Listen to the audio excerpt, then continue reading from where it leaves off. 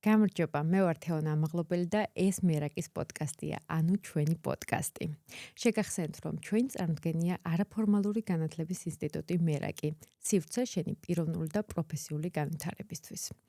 ძალიან ხშირად ვამბობ და თითქმის ყველა პოდკასტში, რომ ეს ჩვენი პოდკასტია. კი, ეს ჩვენი პოდკასტია, იმიტომ რომ აბსოლუტურად ყველა ადამიანი, ვინც ამ პოდკასტს უყურებს, აქვს შეგრძნება, რომ ეს მისთვის ჩაიწერა. დღეს უნდა ვისაუბრო თემაზე, რომელზეც საუბარიც ცოტა ძალიან მიჭირს. არ ვიცი რატომ მიჭირს, იმიტომ რომ ამაზე უკვე წიგნიც კი დავწერე. მაგრამ ეს წიგნი ქართულად არ გამომიცია. არ ვიცი ასევე, შეიძლება იმიტომ მიჭირს, რომ ბავშვობიდან ეს თემა ტაბუდადებული თემა იყო საქართველოში. თუმცა პოდკასტიც, როდესაც დავაფუძნე, გადავწყვიტე, რომ ეს თემა ყოფილიყო ის თემა, რომელზეც ყველაზე ხშირად ვისაუბრებდი ჩემ პოდკასტში. სიმართლე გითხრათ, თავიდან ტრენდს ავყევი და იმ თემებზე ვისაუბრე, რაზე საუბარიც თქვენ ყველაზე მეტად გინდოდა. ამიტომ პოდკასტის ნახევარი თითქმის დათმობილი აქვს პარტნიორულ ურთიერთობებს და როგორ მივაღწიოთ მიზნებს, როგორ მოვიყვანოთ მიზნების სისრულეში, მიზიდულობის ძალა, მიზიდულობის კანონი და ასე შემდეგ. მაგრამ არ მყოლია ჯერ მოწვეული ფსიქიატრი და ფსიქოლოგი, რომელიც ისაუბრებდა დეპრესიაზე. კი, დღეს მე მინდა ვისაუბრო დეპრესიაზე. დეპრესიაზე პროფესიონალებთან ერთადაც ვისაუბრებ, მაგრამ დღეს მინდა მოგიყვეთ ჩემი გზა. და საერთოდ როგორ აღმოვჩნდი ამ სფეროში, რატომ დავაფუძნე მერაკი, რა გზა მაქვს გავლილი, მე თვითონ რა მაქვს საკუთარ თავზე გამოცდილი და ასე შემდეგ. წიგნში ამაზე ძალიან თამამად ვსაუბრობ, მაგრამ ქართული აუდიტორიისთვის ჯერ არასოდეს არსად ამ თემაზე არ მისაუბრია. ძალიან ბევრი ახლობელი, ბევრი მეგობარი, მათ შორის დედაჩემიც ალბათ დეტალურად ამის შესახებ ზუსტად ამ პოდკასტიდან გაიგებს და კი, მე მქონდა დეპრესია, მაგრამ ყველაზე უცნაური ის არის, რომ მე არ მქონდა ჩვეულებრივი გამოვლინებადი დეპრესია. ზუსტად თქვენთვის მინდა დღევანდელი პოდკასტი ჩავწერო. ადამიანისთვის, რომელიც დარწმუნებული ვარ, ეხლა ზის, ან შეიძლება ისე შემთხვევით მოხვდა, ან დაილოდა ხუთშაბათს და აღმოაჩინოს, რომ კი, შესაძლოა მეც მქონდეს დეპრესია. შესაძლოა ეს ის არის, რაც ცხოვრებას მართმევს და რაც ცხოვრებას მპარავს. მე მინდა სულ თავიდან დავიწყო, როგორ დაიწყო ყველაფერი ჩემს ცხოვრებაში. დეპრესია მოვიდა ჩემს ცხოვრებაში, მას შემდეგ დაახლოებით ვიყავი 28-29 წლის. ფიქრობდი, რომ მე ვიყავი ძალიან გადაღლილი და მჭირდებოდა უბრალოდ დასვენება. არასოდეს არ ვყოფილი ვარ დეპრესიული. რას ნიშნავს არასოდეს არ ვყოფილი ვარ დეპრესიული, ხო? ჩვენ ხშირად ფილმებიდან, სერიალებიდან თუ ისე გვესმის, რომ აი დეპრესიული ადამიანი რაღაც წევს, სახლი აქვს დაულაგებელი, არაფრის გაკეთება არ უნდა, ზოგჯერ წყლის გადავლებაც კი ეზარება, სამსახურში არ დადის, ძალიან მოულელია, ასე შემდეგ და ასე შემდეგ. ჩემთან ცხოვრების არც ერთ ეტაპზე მსგავსი რამ არ ყოფილა. რაში გამოიხატებოდა მაშინ ჩემი დეპრესია და როგორ აღმოვაჩინე, რომ საერთოდ მქონდა დეპრესია. ეხლა მოგიყვებით ზუსტად დეტალურად რა გახდა, როგორი გამოვლინებები ჰქონდა, როგორ დაიწყო ჩემ შემთხვევაში მკურნალობა და როგორ მივედი საერთოდ ამ გზამდე. სანამ თვითონ დიაგნოზს დეპრესიას დამიდგენდნენ, მე თვითონაც მივხვდი, რომ რაღაც ჩემში არ იყო ისე, როგორც უნდა ყოფილიყო. და დავიწყე ფსიქოლოგის მოძებნა. ვიფიქრე, რომ იქნებ ფსიქოლოგი მჭირდება. მაგრამ მალევე მივხვდი, რომ მეთქი რაში მჭირდება მეთქი ახლა. მიზნების სისრულეში მომყავს. უნივერსიტეტი ძალიან კარგად დავამთავრებ, სწავლობ, მუშაობ, ბედნიერი ვარ, მხიარული ვარ. უბრალოდ გადავიღალე მეთქი, იმიტომ რომ აი ამდენ რაღაცას ვაკეთებ. ამდენი წელია ფაქტიურად არ დამისვენია, შვებულება არ მქონია, ასე შემდეგ და ფიქრობდი, რომ თუ მაგალითად ერთ კარგ შვებულებას გავაკეთებდი, ან შაბათ-კვირას გამოვიძინებდი, ეს მუდმივი დაღლილობა, რაც თან დამყვებოდა, გადაივლიდა. და სამწუხაროდ ეს ასე არ მოხდა. ნახეთ, ჩემს ცხოვრებაში როდის მოვიდა დეპრესია? ჩემს ცხოვრებაში დეპრესია არ მოვიდა მაშინ, როცა ფინანსურად ძალიან ცუდად ვიყავი. ანუ სტუდენტობის დროს, გამოცდების პერიოდში ყოველთვის სამსახურში ან საათებს ვანახევრებდი, ან სამსახურიდან მოვდიოდი იმისთვის, რომ გამოცდებისთვის კარგად მომზადებულიყავი. ეს იყო ძირითადად 1-2 თვე. ამ პერიოდში, რა თქმა უნდა, ჩემი ფინანსები იყო, აი მინიმუმი, რასაც ვქვი, აი რაც აუცილებელი იყო, იმ ხარჯებს ვფარავდი, დანარჩენს ვერაფერს საერთოდ. ამ პერიოდში მე დეპრესია არ დამემართა. ასევე დეპრესია არ დამემართა არც იმ პერიოდში, როცა ერთ გამოცდაში 3-ჯერ ჩავიჭერი და საერთოდ ჩემი სტუდენტობა კითხვის ნიშნის ქვეშ დარჩა. არც იმ პერიოდში არ დამემართა დეპრესია, როცა მამა გარდამეცვალა 2018 წელს, სრულიად განადგურებული, დაუბრუნდი ვენაში. არც სამსახური დაახლოებით 4000 ევრომდე ვალი, იმიტომ რომ ძალიან ძნელია, როცა 3 თვე იხდი ბინის ქირის ფულს, არ მუშაობ, დაზღვევას ასე შემდეგ და შენ კიდევ საქართველოში დამატებითი ხარჯები გაქვს. არც მაშინ. გავიდა წლები დაახლოებით 2020-2021 წელს, როდესაც უკვე ყველაფერი ფორმაში ჩადგა. დავიწყე პიროვნული განვითარების ტრენინგები, დავიწყე მიზნების სისრულეში მოყვანა, დავიწყე ცხოვრების დალაგება.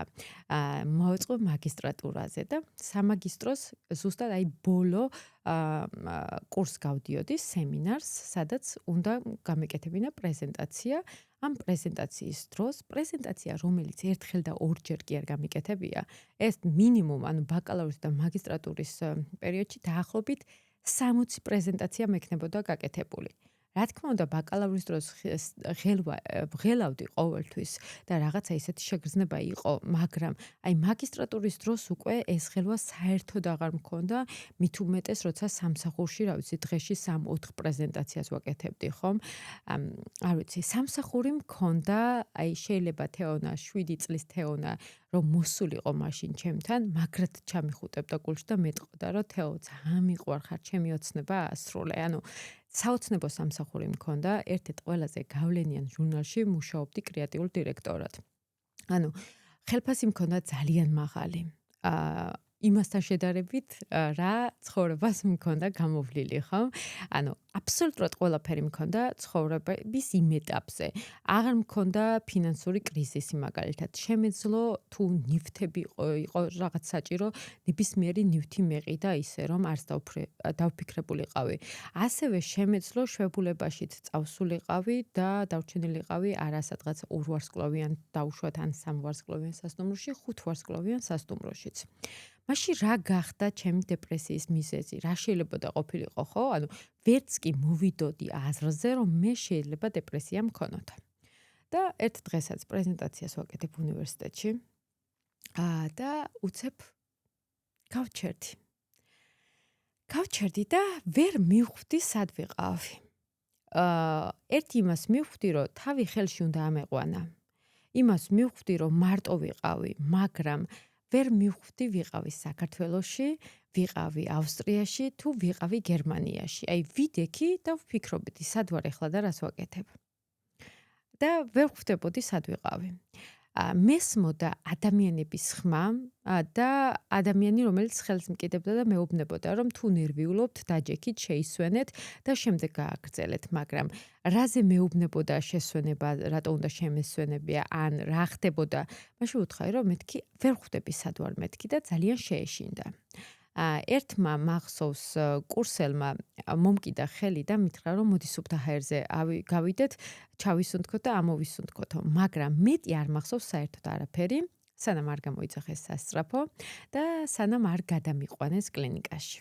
როდესაც კლინიკაში გადამიყვანეს, უკვე ძალიან მალე კლინიკაში გადაყვანამდე უკვე ვუთხარი, რომ უკვე კარგად ვარ მეთქი, ვიცი უკვე ვინც ვარ, რაც ვარ, სადაც ვარ, ასე შემდეგ, მაგრამ მიუხედავად ამისა, რა თქმა უნდა, მაინც გადამიყვანეს და იქ როდესაც მოვიდა ექიმი, მკითხა გადაღლილობაზე, მკითხა ბოლო პერიოდში როგორ ვარ, ასე შემდეგ და მითხრა, რომ მე ვარაუდობ, რომ თქვენ გაქვთ დეპრესიაო. და მეთქი გამორიცხულია, მეთქი მე დეპრესია არ მაქვს, მეთქი, ანუ ჩემთან მეთქი, ვისაც არ უნდა კითხოთ, მეთქი ძალიან ენერგიული ვარ თქო, აბსოლუტურად ყველაფერს ვაკეთებ, დილით ვდგები სამსახურში სიხარულით მივდივარ, მეთქი სწავლობ წინა სემესტრში 8:60 ჩავაბარე, მეთქი 8:60-ს ავსტრიელებიც ვერ აბარებენ, მეთქი ანუ ვისი მშობლიური ენაც გერმანული არის, მეთქი მეგობრებთან ერთად დავდივარ, მეთქი ფოტოებს ვიღებ თქო, ანუ ძალიან ცოცხალი ვარ თქო და ვიციო, ხედავ რომ ძალიან ცოცხალი ხარო, მაგრამ ან ბლეკაუთი იყო და ბორნაუთი, ან ნუ დეპრესიო, მე ძალიან მიჭირსო ამ დიაგნოზის დასვა, ამიტომ უნდა დაველოდოთ უფროს ექიმსო და ჩემთვის დეპრესია, მიუხედავად იმისა, რომ პიროვნული განვითარების რაღაცა ტრენინგებში უკვე ჩართული ვარ, რაღაცა ტრენინგები უკვე გავლილი მაქვს, მიზნებზე ესე ამდენი ნამუშევარი მაქვს, რაღაცა იქ წმენა წარმოდგენებიც მეტნაკლებად დამუშავებული მაქვს, ჩემთვის, ანუ დეპრესია ნიშნავს აი ცის ჩამონგრევას, რომ ეს სად უნდა ვთქვა, რომ მე შეიძლება მქონდეს დეპრესია. რატომ? მამას ყავდა ძალიან საყვარელი მეგობარი, აი უსაყვარლესი ქალბატონი იყო, ბავშვობის მეგობარი, რომლებიც ერთად გაიზარდნენ და ეს ქალბატონი იყო ფსიქოლოგი. ანუ ფსიქოლოგია ისწავლა დაახლოებით რო წარმოიდგინოთ 1980 წელს, ანუ ან 8 დროა წარმოიდგინეთ და ბავშვობაში, როდესაც ეს ქალი ჩვენთან მოდიოდა, ძალიან მიყვარდა, იმიტომ რომ ჯერ კიდე მაშინ მესაუბრებოდა ფსიქოლოგიაზე, მიზიდულობის ძალაზე და ასე მადლიერებაზე და ის რაზეც ეხა დღეს ყველა საუბრობს, ეს ქალი საუბრობდა 90-იანებში, ხო და ყველა აი მეზობლები და ისინი იძახდნენ, რომ ეს რა პროფესია ჩაიბარებია პედაგოგიურზე, ეს რა პროფესია ერჩია, ვისადღა ეხლა გიჟი, ერთი ხონი გქონდა და ეგეც კი დაიკეტა, ეგეც არ არის და ჩემთვის ეს ყველაფერი, ანუ ფსიქოლოგი წარმოიდგინე გიჟების ექიმთან ასოცირდებოდა და ფსიქიატრი ხო საერთოდ რასთან იქნებოდა ასოცირებული, ხო? მიუხედავად იმისა, რომ ცნობიერის მე მეგონა ცოტა სხვა დონე მქონდა და ეს იყო ჩემთვის ძალიან ტაბუდადებული თემა. პირველი რაც გავიფიქრე იყო ის, რომ ამის შესახებ არავინ არ უნდა გაიგოს, იმიტომ რომ აღარავინ აღარ აღმიქვამს სერიოზულად. შიში და ჩაკეტილობა. მოვიდა უფროსი ექიმი, რომელიც იყო ფსიქიატრი, განყოფილების უფროსი და ანუ მეც ვავსებდი, მეკითხებოდა ტესტს და ისიც მისთვის იწერდა რაღაცეებს და მითხრა, რომ სამწუხაროდ დეპრესია გაქვსო. მასაც აი ჩვეულებრივად ისე როგორც ამ სხვა ადამიანს ვუთხარი, რომ მეთქი აი გამორიცხულია, მეთქი მე როგორ შეიძლება დეპრესია მქონდეს, მეთქი ყველაფერს ვაკეთებ აბსოლუტურად ცხოვრებაში, თქო, აი მუშაობ თქო, მეგობრებთან ერთადაც გავდივარ თქო, ჰობიც მაქვს თქო, ახალ პროექტზე ვმუშაობ ეხლა თქო, წინა სემესტრში მეთქი 8:60 ჩავაბარე თქო, ეხლა უკვე სამაგისტროს ნაშრომისთვის ვემზადები თქო, პრეზენტაცია მქონდა თქო, ანუ რაღაცა გეშლებათ თქო, გამორიცხულია თქო და მაშინ ამ კაცმა მითხრა, რომ იცითო, ქალბატონო, დეპრესია ძალიან ბევრი სახე აქვსო. და ამიხსნა მოკლედ ჩემი დეპრესიის ერთ-ერთი სიმპტომები, ესე, რაც თქვენ ახლა მომიყევით, მოკლედ ეს არისო ერთ-ერთი სიმპტომი და ეს არის ძალიან ყურადსაღები, თორემ თქვენ ჩათვალეთ, რომ საკუთარ თავს ბედნიერებას პარავთო. მე ძალიან ხშირად, როდესაც რაღაცა კურსს ან სამუშაო როლს ან რაღაცას ვაანონსებ, ძალიან ხშირად ვიყენებ ამ სიტყვას, რომ არ გადადოთ ბედნიერება. და მაშინ ამ კაცმა მითხრა, რომ მე ხაო შენ შემიძლია გაგიშვა სახლში, დიაგნოზიც არ დაგიწერო, თუ გინდაო. და უბრალოდ წახვიდე და ჩვეულებრივად გააგრძელო ცხოვრება. ან არ გადადო ბედნიერება და ერთად ვიმუშაოთ ამ ყველაფერსეო და მაშინ დავფიქრდი უცებ და ვერ მივხვდი უბრალოდ დეპრესია როგორ შეიძლებოდა მქონოდა, როცა აი ასე ყველაფერს ვაკეთებდი. და სინამდვილეში ყველაფერს ვაკეთებდი რას ნიშნავს, ხო? არაფერს არ ვაკეთებდი სინამდვილეში. ერთადერთი რაც იყო კარგად რასაც ვაკეთებდი, ეს იყო სამსახური. იმიტომ რომ გარეთ ვიწურებოდი მთლიანად. ვჩანდი ბოლომდე, ვიღებდი ტაშს. ამიტომ იქ ვიხარჯებოდი თავიდან ბოლომდე. იმიტომ რომ მიმეღო აღიარება. შესვენებაზე არ გავდიოდი, განა ვინმე მიშლიდა, მაგრამ ვაიდა ჩემი შესვენების დროს ვინმე მნიშვნელოვანი კლიენტი მოსულიყო, რამე მნიშვნელოვანი ზარი გამომეტოვებინა, ან რაღაც ისეთი მომხდარიყო, მერე მე ამას ვინმე ტყოდა, ან ხო, კაი შეიძლება გამეგო, მაგრამ გული ხო დამწყდებოდა, მე სამსახურის დროს ფაქტიურად შესვენებაც კი არ მქონია, იმიტომ რომ აი მაქსიმალური უნდა დამეწერა. როდესაც ამ ჟურნალში მივედი სამუშაოდ, ჟურნალი იყო თითქმის გაკოტრების პირას და მე მივედი ჟურნალში სამუშაოდ, ანუ ყველა ჟურნალს ასე ესეთი რეკლამებს ყიდიან. ანუ თითოეული გვერდი ჟურნალში თითქმის 90% არის გაყიდული სტატია. შენ უკავშირდები იქ ბრენდებს, უკავშირდები ქვეყნებს, ასე შემდეგ და როდესაც ამ ჟურნალში მივედი, თითქმის გაკოტრების პირას იყო. შემოვიტანე 99% ჟურნალის რეკლამა, მხოლოდ და მხოლოდ მე. შემოვიყვანე ისეთი ქვეყნები, რომლის შესახებად მართლა არავინ არ იცოდა. ომანი მაგალითად, ხო? არავინ არ ჩადიოდა იქ, რომ დავურეკე და ვუთხარი თქვენზე მინდა, აქ მაინც არავინ ჩამოვაო. დღეს ომანი დუბაიში აღარ მიდიან, მაგრამ აი იქ მიდიან. პორტუგალიის ისეთი კუნძულები, არ ვიცი, ესპანეთის, აი იმდენი ისეთი ბრენდი შემოვიყვანე ამ ჟურნალში და იმდენი ძალიან საინტერესო ბრენდი, რომ მეტი არ შეიძლება, მაგრამ რა ხდებოდა? ამისთვის ვიხარჯებოდი მაქსიმალურად.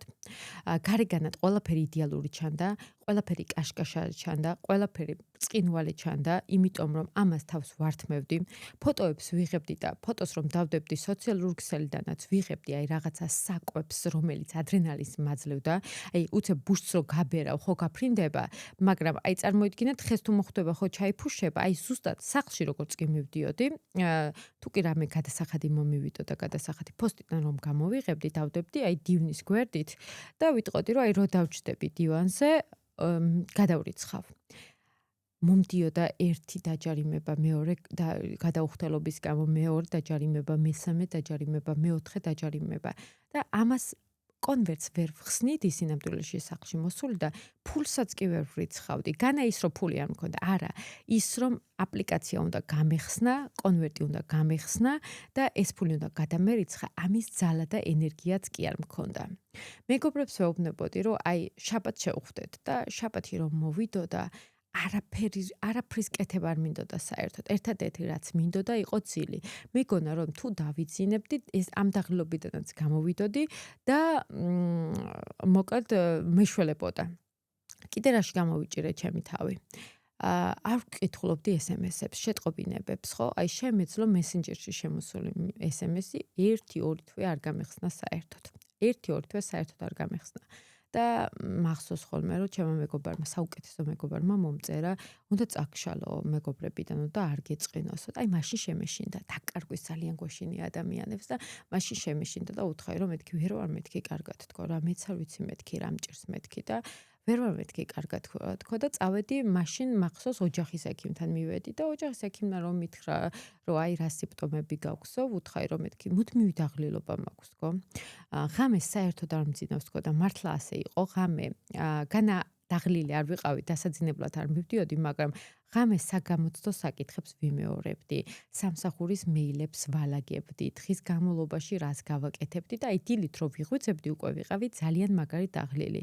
და ეს გრძელდებოდა დაახლოებით 1 წლამდე, ახლა როგორი 1 წლის მანძილზე ღამე არ გძინავს ხო ფაქტიურად და მაშინ ექიმმა მითხრა რომ აი D ვიტამინის ნაკლებობა გექნებაო და მოდი D ვიტამინზე ავიღოთ ანალიზებიო, ავიღეთ ანალიზი, ნუ D ვიტამინის ნაკლებობა აქვს ყველას აბსოლუტურად. რა თქმა უნდა, მათ შორის D ვიტამინის ნაკლებობა აღმომაჩნდა და მეც ჩემო ექიმს გაუხარდა, აი თუ დალევ ხა წამლებს ძალიან კარგად იქნებიო, დავლიე წამალი, არაფერი არ იცვლება საერთოდ ჩემს ცხოვრებაში, მივედი ისე ვუთხარი რომ მეთქი, ისე დაღლილი ვარ მეთქი, აი ემოციურად არაფერი არ შემეძლია მეთქი რა, აი გარეთ კი ვართმევ თავს მეთქი, კონცენტრაცია როგორ გაქვსო მეთქი, აი რაც საქმე არის გასაკეთებელი, ყველაფერს ვაკეთებ მეთქი, მაგრამ აი დაღლილი ვარ თქო, აი ძალიან დაღლილი ვარ თქო, ანუ ადრე თუ მაგალითად შემეძლო სამსახურის შემდეგ მეგობრების სანახავად გავსულიყავი, ან მიშოპინგა, ან რაღაცა ესეთი მსგავსი გამეკეთებია, ეხლა უბრალოდ რაც მინდა ეს არის, რომ სახლამდე მოვიდე და სამსახურში მეთქი, ძალიან ესეთი ნაყოფიერი ვარ თქო და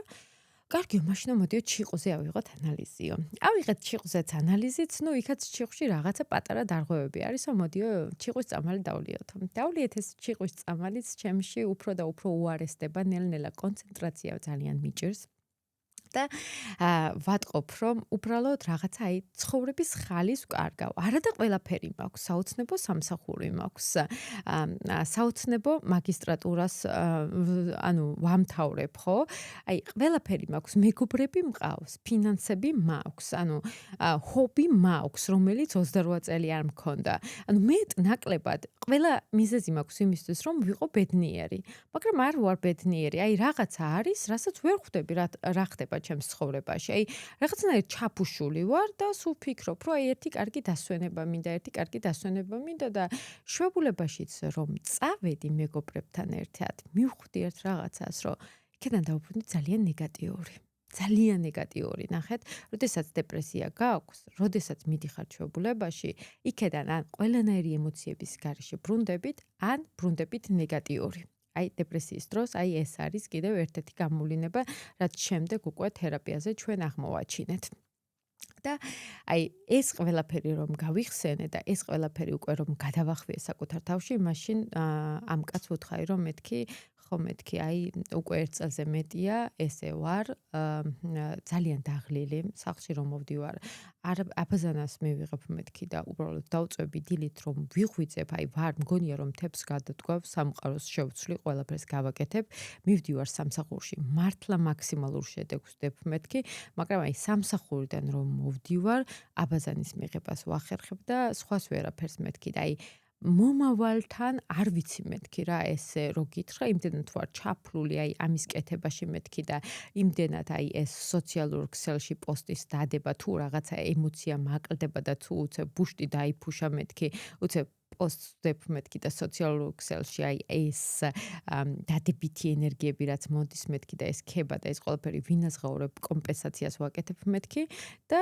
შემდეგ ისევ ჩავიფუშები მეთქი, შემდეგ ისევ მეთქი და მაშინ მითხრა რომ სასწრაფოდ უნდა დავიწყოთ თერაპია პლუს სპორტი, რომელიც არის აუცილებელი და მეტი კონტაქტი ბუნებასთან. მაშინ სიმართლე რომ გითხრათ, ვიფიქრე, რომ სპორტი და მეტი კონტაქტი ბუნებასთან რას მომიტანს მეთქი და მოდი თერაპიას ვსწრი და მოდი თერაპიას დავიწყებ მეთქი. ვერ ვიფიქრებდი იმას, რომ შეიძლებოდა ასეთ ცოცხალ ადამიანს, თვითონ ფსიქიატრსაც კი გაუჭირდა დიაგნოზის დასმა, შეიძლებოდა მქონოდა დეპრესია.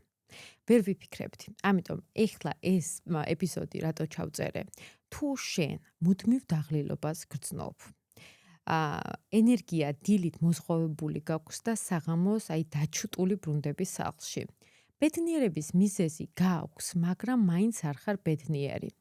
ფიქრობ, რომ შაბათ-კვირას თუ გამოიძინებ, ენერგიას აღიდგენ.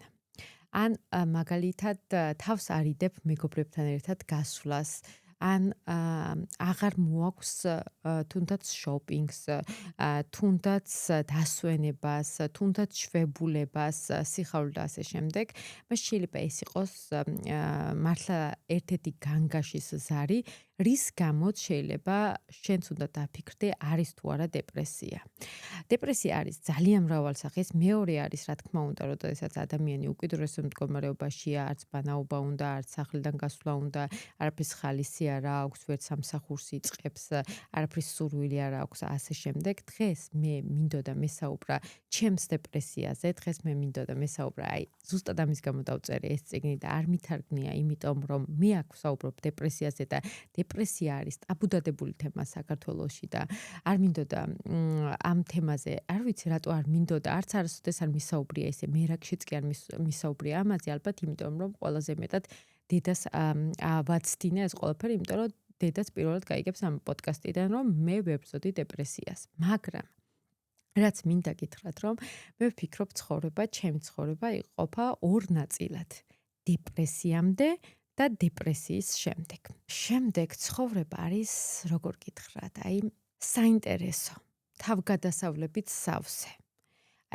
იცით როგორი არის ცხოვრება აბსოლუტურად ყველა ნაბიჯზე, რომ შესაძლებლობებს ვხედავ და დეპრესიის დროს ამას ვერ ვხედავდი.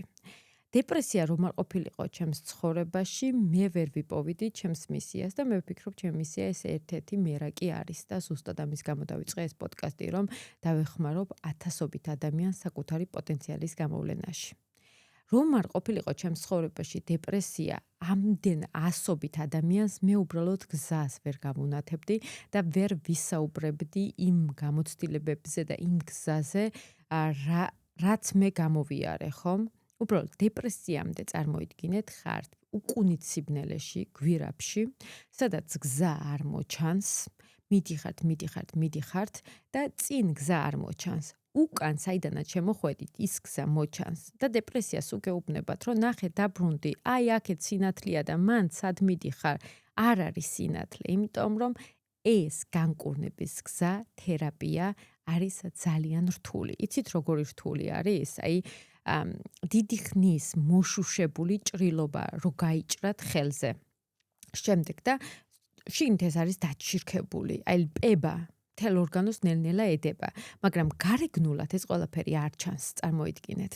და თქვენ ეხლა, რომელიც ესე გარეგნულად მოშუშებულია, რომელიც გარეგნულად კაშკაშებს, რომელიც არც გაწუხებთ იმდენად, რომ რაღაცა გამაყუჩებლის დალევა მოგინდეთ, ან ასე შემდეგ, უნდა გაიჭრათ ეს, მარილი უნდა დაიყაროთ ზედ, შემდეგ სპირტი დაასხათ და აი ყოველ კვირაში ერთხელ თუ ორჯერ, რამდენჯერაც თერაპია გექნებათ, აი ეს პროცესი უნდა გაიაროთ, ხო?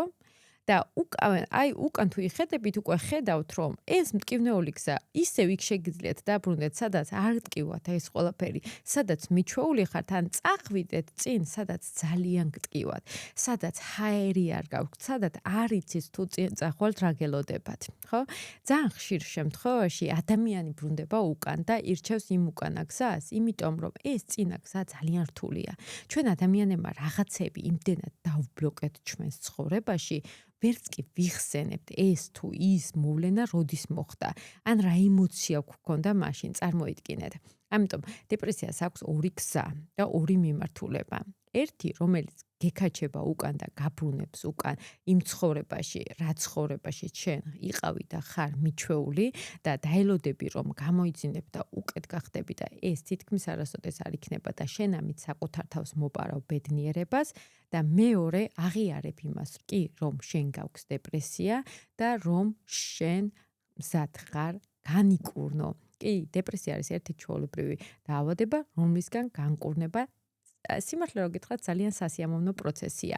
ერთადერთი, რასაც ვნანობ ჩემი დეპრესიის პერიოდში, ეს არის ის, რომ ძალიან სწრაფად მინდოდა განკურნება და ძალიან სწრაფად, ძალიან სხვადასხვა იქ ჯგუფურ თერაპიაში ჩავეწერე, იქ, რა ვიცი, ისე თერაპიაც ხომ მქონდა, სხვადასხვა ტრენინგებს ვესწრებოდი და აი ძალიან სწრაფად მინდოდა და არ დავტკვი ამ პროცესით და არ ვიკაიფი ამ პროცესით და როდესაც მივდიოდი ფსიქიატრთან შემოწმებაზე, სულ მინდოდა მეჩვენებინა მას რო ტაში დაიკრა, აი როგორი პროგრესი მაქვს, რომ აი კონცენტრაცია დამიბრუნდა, ცხოვრების ხალისი დამიბრუნდა, სინამდვილეში არაფერი არ მქონდა დაბრუნებული, უბრალოდ შენ გგონია, რომ ეს ყველაფერი დაგიბრუნდა, იმიტომ რომ ცდილობ, რომ აქაც ძლიერი იყო, ცდილობ, რომ აქაც მაქსიმალური აჩვენა. სინამდვილეში ამას ჭირდება მინიმუმ 2 წელი იმისთვის, რომ შენ მართლა შეძლო აი ამ ყველაფრის მორჩენა ის რომ ეს მეტასტაზები აღარ წავიდეს პირველ თერაპიაზე რომ მიდიხარ პირველი 6 თვე რაც არის ის რომ ჩვენ ვაჩერებთ მეტასტაზების არ წასვლას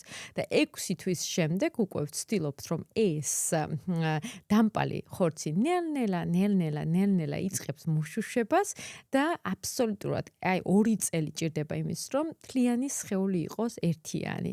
წარმოიდგინეთ თუ დღეს თქვენ დაიწყებთ მართლა საკუთარ თავზე მუშაობას. მინიმუმ 2 წელი. ძალიან გთხოვთ. აი არ ვიცი, ჩემთვის ჩემი გადმოსახედიდან ესეთია. მე ძალიან ბევრ ჯგუფურ თერაპიას, ძალიან ბევრ ტრენინგებში ვერთვები. ეხლაც კი დაახლოებით 3 კვირის წინ სამთხრიან ვორქშოპზე ვიყავი, სადაც უამრავი ისტორია მოვისმინე და აბსოლუტურად ყველა ადამიანს 1-დან 2 წლამდე დაჭირდა შედეგი. იმისთვის, რომ ის ყველაფერი დავემუშავებინა, რაც ჩვენს ცხოვრებაში გადაგხვდენია თავს, ხო?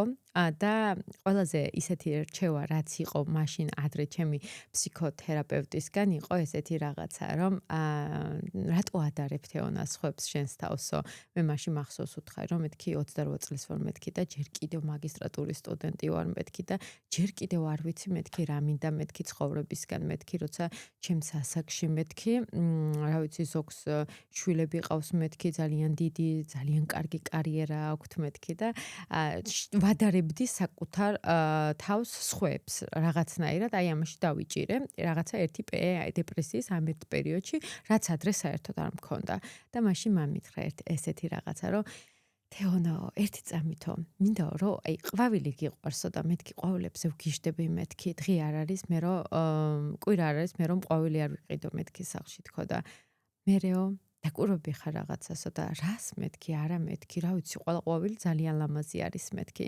კიო ყველა ყვავილი თავისებურად ლამაზი არისო ყველა ყვავილი თავისებურად რა ვიცი შვენიერი არისო მაგრამო ყველა ყვავილი რომ სეზონის სხვადასხვა დროს ხარობს მაგას თუ დაკვირვები ხარო აი ვარდი მაისში მაგალითადო ტიტა მარტში მაგალითადო და აი ესე ამიხსნა ყვავილები და უცებ გავჩერდი და ისინი ხო ერთმანეთს არ ედრებიან და იმიტომ არიან ესეთი განსაკუთრებული ლამაზი ყველანიო და იმიტომ არიან არის ყველანი რომელიმე ყვავილი გინახავს რომ რომელიმე შედარებოდეს და ამის გამო არ გაფორჩქნულიყოს არ ამოსულიყოსო და არა მეთქი და აი ზუსტად ესე არის ადამიანიცო რა ყველას მისი განვითარების ეტაპი აქვსო ამიტომ თუ ეხლა მე მაგალითად ეხლა შენ აღმოაჩინე რომ 40 წლის ხარ და უკვე რაღა დროსია ტყუილია არა ზუსტად ეხლა არის ესე იგი შენი გაფორჩქვის დრო ზუსტად ეხლა არის ის დრო როცა შენ უნდა დაიწყო მოქმედება თუ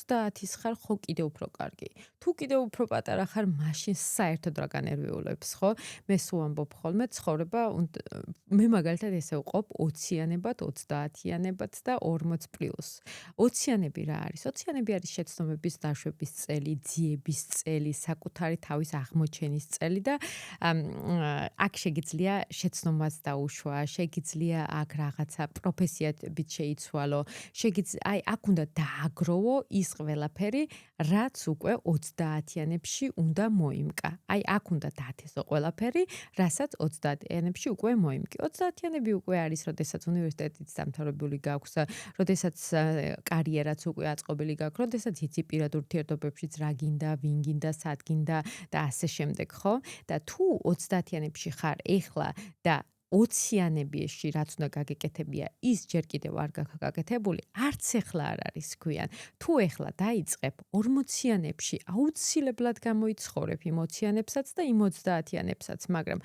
თუ ეხლაც არ დაიწყებ წარმოიდგინე მაშინ მთელი დარჩენილი ცხოვრება ხო და მინიმუმ ვინ იცის რამდენი ცხოვრება გაქვს დარჩენილი მინიმუმ 60 წელი ხო გაატარებ ამ უკმაყოფილებაში ამიტომ თუ კი ფიქრობ რომ ის რაც შენ გიშლის ეს შეიძლება იყოს დეპრესია ან არ ვიცი მსგავსი რაღაცა ძალიან გთხოვ მინდა რომ არ შეატარო შენი ცხოვრება არავის შენ გაქვს შენი განვითარების ეტაპი მე რომ ჩემი ცხოვრება მართლა სხვებისთვის შემედარებია მე რომ მაშინ არ მეღიარებინა რომ მქონდა დეპრესია მე რომ არ დამეწყო მაშინ თერაპია მე რომ არ ჩავრთეულიყავი სხვადასხვა პროგრამებში სხვადასხვა კურსებში და საკუთარი თავის ძიება არ დამეწყო ვიქნებოდი ახლა ისევ უბედური ისევ უენერგიო კარიერა სავარაუდოდ მექნებოდა ისევ შევინარჩუნებდი მაგრამ ცხოვრების სხვა აბსოლუტურად ყველა სფერო მექნებოდა დაკარგული არ ვიცი დღევანდელი პოდკასტი შენთვის რამდენად საინტერესო გამოვიდა. არ ვიცი რამდენად მოვიტანე ის სათქმელი რისი მოტანაც მინდოდა. ყოველ შემთხვევაში ყველანაირად შევეცადე რომ მესაუბრა დეპრესიაზე